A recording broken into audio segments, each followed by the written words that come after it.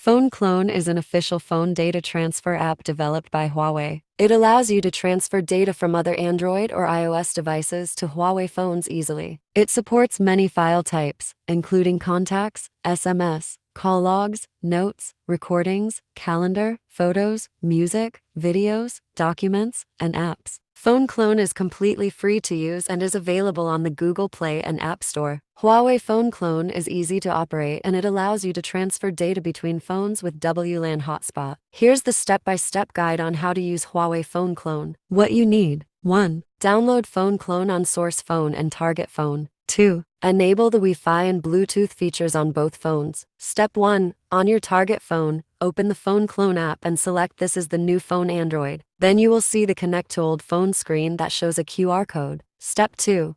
Now open the Phone Clone app on your source phone and select this is the old phone. Then use the source phone to scan the QR code on the target phone. Step 3. After the connection, you can select the desired file types and tap Transfer to move files from Android phone to Huawei.